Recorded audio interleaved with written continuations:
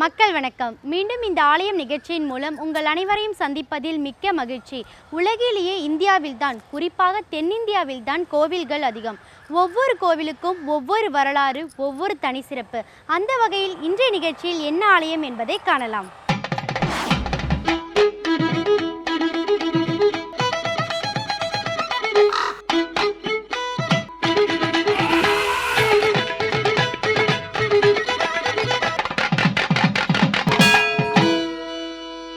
தொண்டை நாட்டின் ஆன்மீக களஞ்சியமாக போற்றப்படும் பெருமையுடையது காஞ்சி மாநகரம். காஞ்சி நகரின் இதய பகுதியாக விளங்கும் மேற்கு ராஜவீதியில் மிக உயர்ந்த மேற்கு நோக்கிய ராஜகோபுரத்துடன் அமைந்துள்ளது காஞ்சி குமரக்கோட்டம். வாருங்கள், ஆலயத்தை சுற்றி பார்ப்போம்.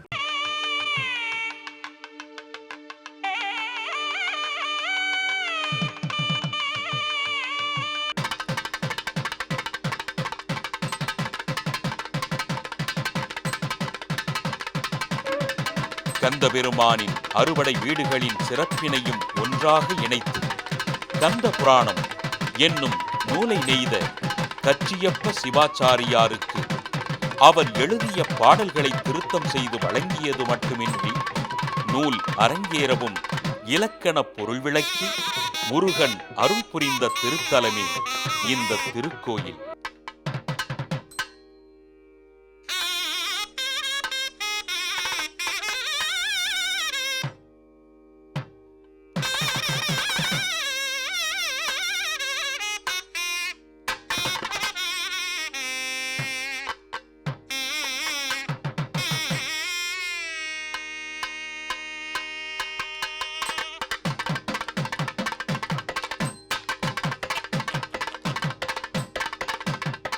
குமரக்கோட்டம் என்று அழைக்கப்படும் இத்திருக்கோயில் காஞ்சிபுரத்தின் முக்கிய 4 ராஜவீதிகளில் ஒன்றான மேற்கு ராஜவீதியில் அமைந்துள்ளது.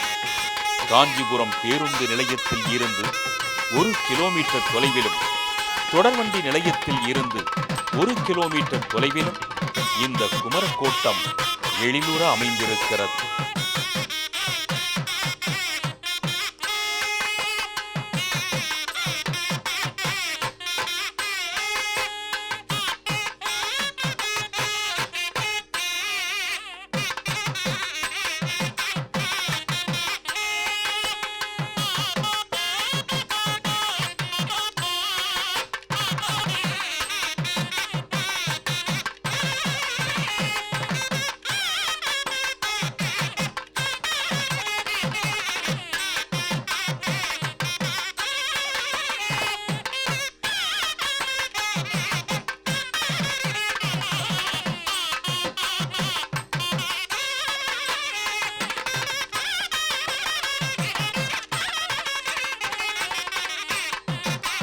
அம்மையப்பருடன் முருகப்பெருமான் நடுவில் அமர்ந்திருக்கும் கோலம் சோமாஸ்கந்த மூர்த்தம் என்பர். அதுபோல காமாட்சி அம்மன் திருக்கோயிலுக்கும் ஏகாம்பரேஸ்வரர் திருக்கோயிலுக்கும் நடுவே இந்த குமரக்கோட்டம் அமைந்திருப்பது மிகவும் சிறப்பாகும்.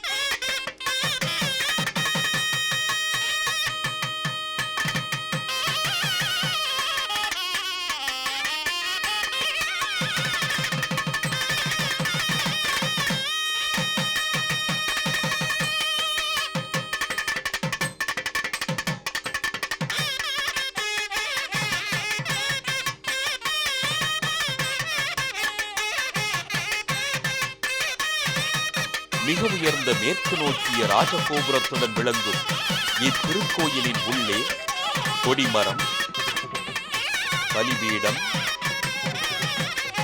மயில் மண்டபம் முதலான மரபு வழியிலான அமைப்புகள் உள்ளது.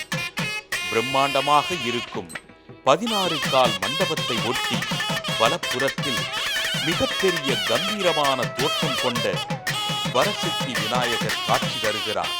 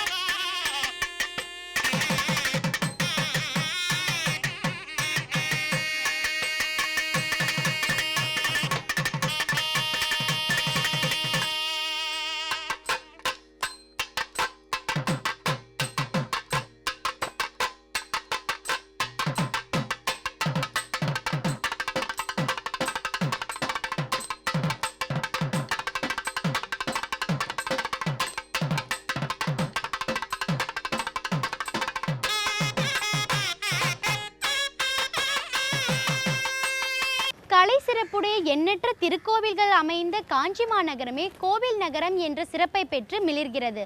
அப்படி ஒரு ஆன்மீக சிறப்பிற்கு மேலும் ஒரு மணிமகுடமாக திகழ்கிறது இந்த குமரக்கோட்டம்.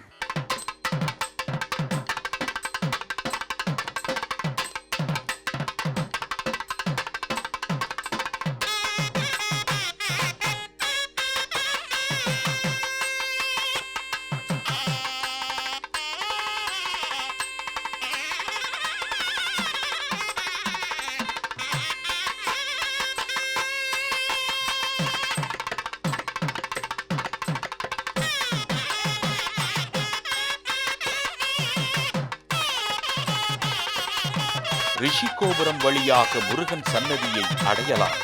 உள்பிரகாரத்தில் முதற்கண் சந்தான கணபதி அருள் புரிகிறார். பிறகு தண்டபாணி சன்னதி உள்ளது. இந்த சன்னதிக்கு இருபுறமும் 2 தேவகோட்டங்கள் உள்ளன. கிழக்கில் விநாயகர் உருவமும் மேற்கில் மீனின் மீது அமர்ந்து சடாமுடியுடன் காட்சி தரும் மச்சமுனியின் திருவுருவமும் அமைந்துள்ளது.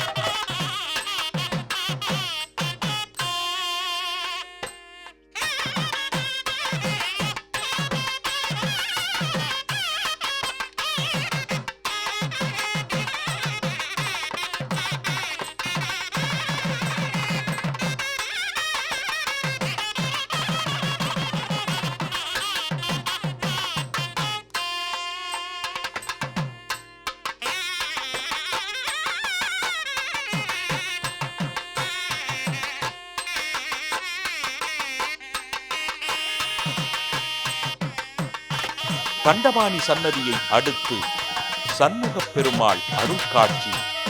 6 முகத்து அண்ணல் மயிலின் மீது அமர்ந்து அழகிய கோலத்தில் அருட்பொழிவுடன் எழுந்தருளி அருள் பாலிக்கிறார். இந்த சன்னதியை அடுத்து பள்ளியறை உருகும் உள்ளப் பெருமாள், சோமாஸ்கந்தர்,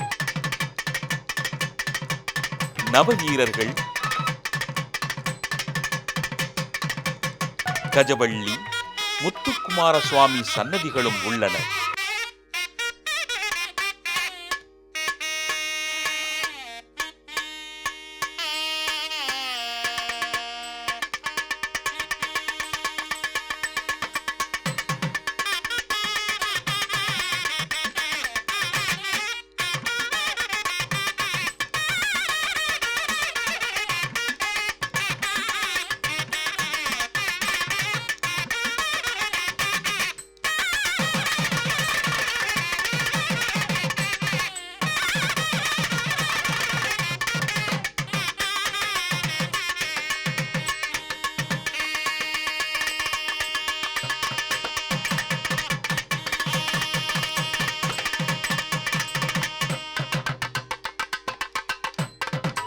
ஆண்டுதோறும் ஐப்பசி திங்களில் இந்த முத்துக்குமார சுவாமி சூரசம்ஹாரத்தை அடிப்படையாக கொண்ட ஷஷ்டி விழாவில் திருவீதி செல்வது காண கிடைக்காத அருட்காட்சியாகும். திருச்சுற்றின் கீழ்ப்பகுதியில் வடபுறம் இச்சா சக்தியான வள்ளியம்மையாரும்,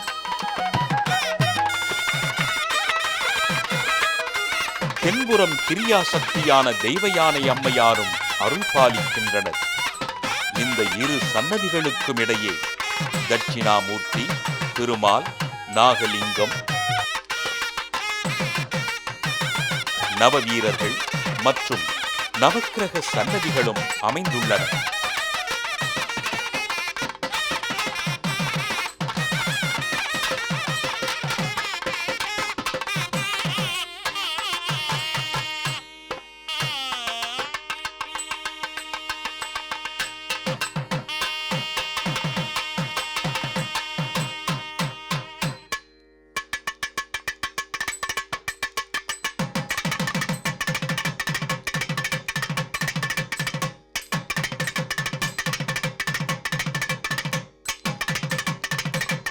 அடுத்து தியான மண்டபம்.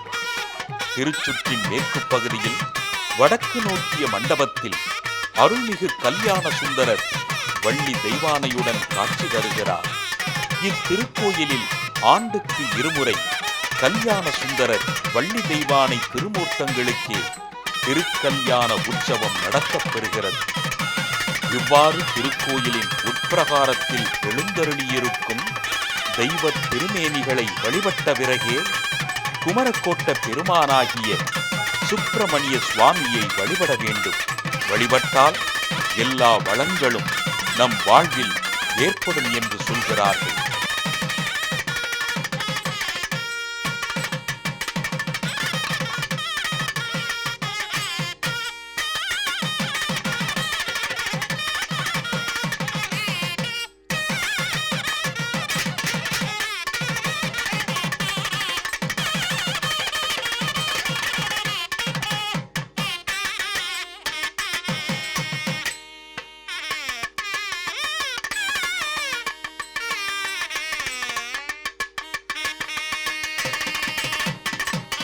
திருப்புகழ் என்பது அருணகிரிநாதர் முருகப்பெருமான் மீது அருளிய அருட்பாடல்கள். எல்லாமே தித்திக்கும் தேன், பிறவி நோய் நீக்கும் மருந்து, உள்ளத்தை உயர்த்தும் இசையில் திருப்புகழ் உயிரை மேம்படுத்தும். அந்த வகையில் இதோ இன்றைய ஆலயம் நிகழ்ச்சியின் அடுத்த பகுதியாக வருகிறது திருப்புகழ்.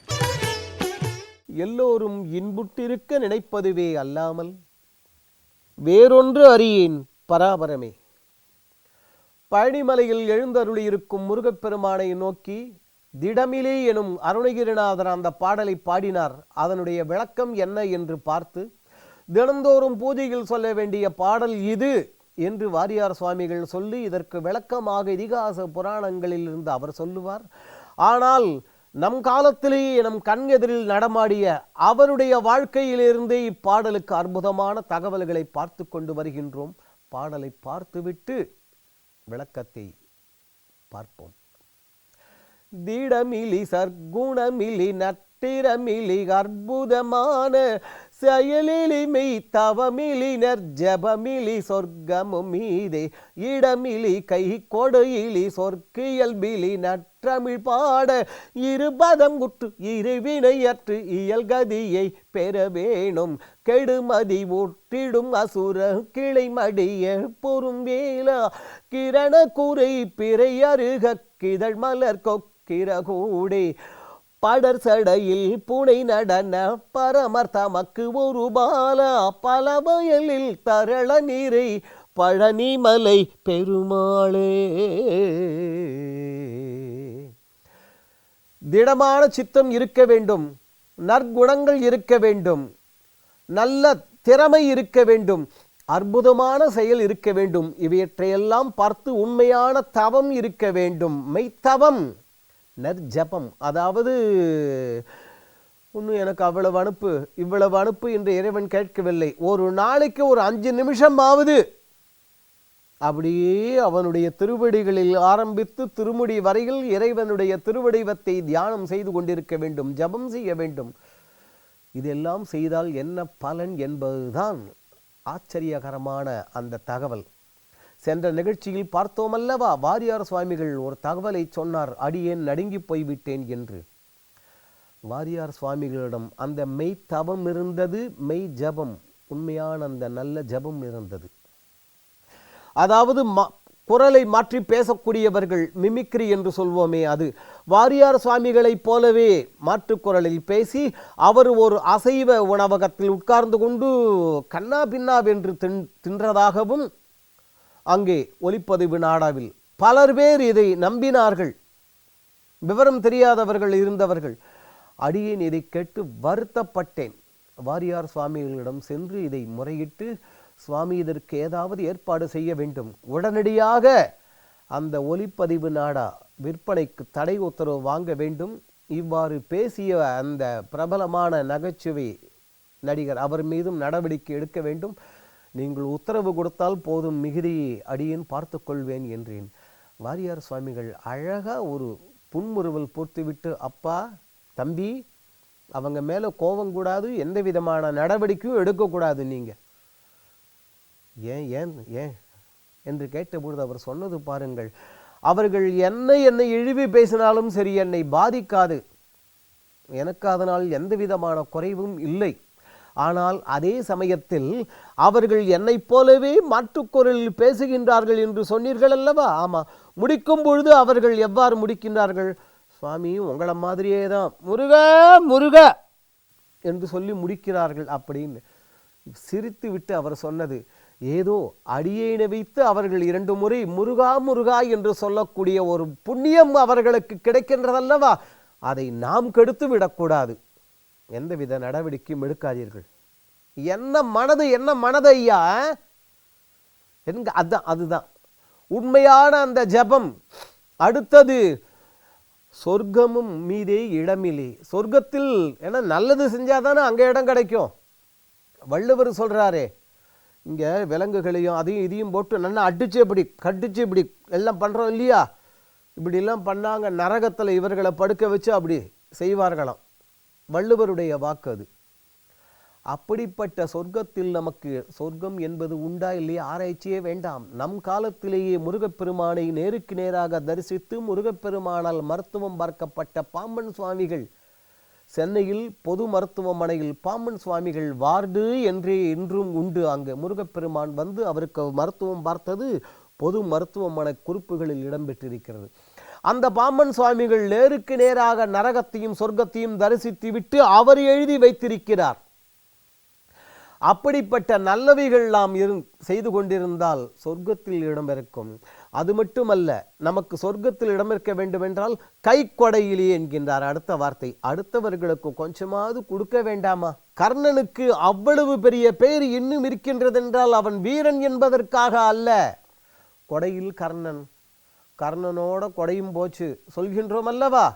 அப்படி அடுத்தவர்களுக்கு கொடுக்கக்கூடிய சிந்தனை இதுவும் வாரியார் சுவாமிகள் வாழ்க்கையில். தமிழ்நாட்டில் திருச்சியிலிருந்து குளித்தலை கரூர் செல்லக்கூடிய வழி ராமகிருஷ்ண தபோவனம் என்று பெயர். அந்த தபோவனத்தில் உள்ள அனாதை குழந்தைகளுக்காக திருமுருக கிருபானந்த வாரியார் சுவாமிகள் தானே ஏறத்தாழ 40 லட்சம் ரூபாய் வசூல் பண்ணி அங்கே அவர்களுக்கு அளித்தார். உடனே அவர்கள் அங்கு அழகாக ஒரு வாயில் படியில் ஒரு விளம்பரத்தையே செய்து விட்டார்கள். எங்களுக்கு வேண்டியது அனைத்தையும் திருமுருக கிருபானந்த வாரியார் சுவாமிகள் கொடுத்து விட்டதால் இனிமேல் நன்கொடைகள் ஏற்றுக்கொள்ளப்பட மாட்டாது என்று. இப்பொழுது தெரிகின்றதா? அவர் இவ்வாறு தெரியாமல் கொடுத்ததே அவ்வளவு. அடுத்தது சொற்கு இயல்பிலி, நல்ல வாக்கு, நல்ல பேச்சு திறமை, நல்லவைகளை பேசக்கூட திறமை இல்லாதவன் என்று அருணகிரிநாதர் அங்கே வருத்தப்படுகின்றார். நல்லவைகளை பேச வேண்டும். இதற்கு வாரியார் சுவாமிகள் வாழ்க்கையிலிருந்து உதாரணம் அடியேன் சொல்ல வேண்டாம். எப்பொழுதும் நல்லவைகளையே பேசிக்கொண்டிருந்தவர். இப்ப அருணகிரிநாதர் இப்பாடலில் ஒரு விசித்திரமான வேண்டுகோளை வைத்தார் என்று சொல்கின்றோமே, என்ன அது? அப்பா, எனக்கு திடம் கிடையாது, நல்ல குணம் கிடையாது, நல்ல திறமை கிடையாது, நல்ல ஜபம் கிடையாது, நல்ல பூஜை கிடையாது, நான் அடுத்தவர்களுக்கு கொடுக்கிற சிந்தனை இல்லை, சொர்க்கத்திலையும் எனக்கு இடம் இல்லை, நல்ல வாக்கும் இல்லை, உனக்கு என்ன வேணும் கேளு. இப்படிப்பட்ட எனக்கு உன்னுடைய 2 திருவடிகளை அடைய வேண்டும்.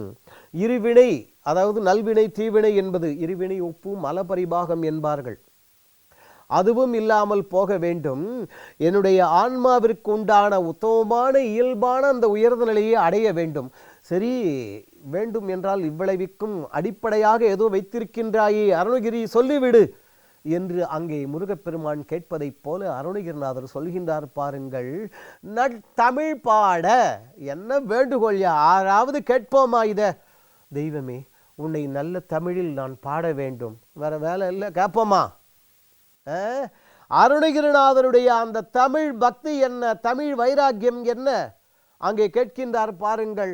நற்றமிழ் பாட, முருகப்பெருமானே அந்த நல்ல தமிழில் உன்னை பாட வேண்டும், தமிழில் பாட வேண்டும், தமிழில் பாட வேண்டும் என்று அவர் கேட்கின்றார். அப்படிப்பட்ட அருணகிரிநாதர் கேட்டதை அல்லது நாம் உதாரணமாக பார்த்தோமே வாரியார் சுவாமிகள் வாழ்க்கையில் நிகழ்ச்சிகள் மூலம். ஆகவே அருணகிரிநாதரின் அடித்தொண்டரான அவரும் இதையே கேட்டிருக்கிறார். கேட்டதை ஆறுமுக வள்ளல் நிறைவேற்றினாரா என்று சந்தேகப்பட வேண்டாம். அருணகிரிநாதருடைய பாடல்கள் நமக்கே திருப்புகழ் தெரியும். அதே நேரத்தில் வாரியார் சுவாமிகள் குக திருப்புகழ் என்றே முருகப்பெருமானை நோக்கி ஏராளமான திருப்புகழ் பாடல் பாடியிருக்கின்றார். அவருக்கும் அருள் செய்திருக்கின்றான் இதே போல நற்றமிழில் பாட. அப்படிப்பட்ட அந்த ஆறுமுக வள்ளல் நம் எல்லோருடைய உள்ளங்களிலும் இல்லங்களிலும் எழுந்தருளி எல்லா விதமான நல்ல குணங்களையும் நமக்கு அருளி எல்லா விதமான மங்களங்களையும் அருள வேண்டுவோம். அவனும் அருளுவான். சரி நேர்களே, நம் மனதுக்குள் 1000 துயரங்கள் இருந்தாலும் இன்றைய ஆலயம் நிகழ்ச்சியை பார்த்தவுடன் அவை மறைந்திருக்கும் என்று நம்புகிறோம். இந்நிகழ்ச்சி குறித்த உங்கள் கருத்துக்களை எங்களுக்கு தெரியப்படுத்துங்கள். மீண்டும் வேறொரு ஆலயம் நிகழ்ச்சியில் உங்களை சந்திக்கும் வரை உங்களிடமிருந்து விடைபெறுவது சரண்யா. நன்றி, வணக்கம்.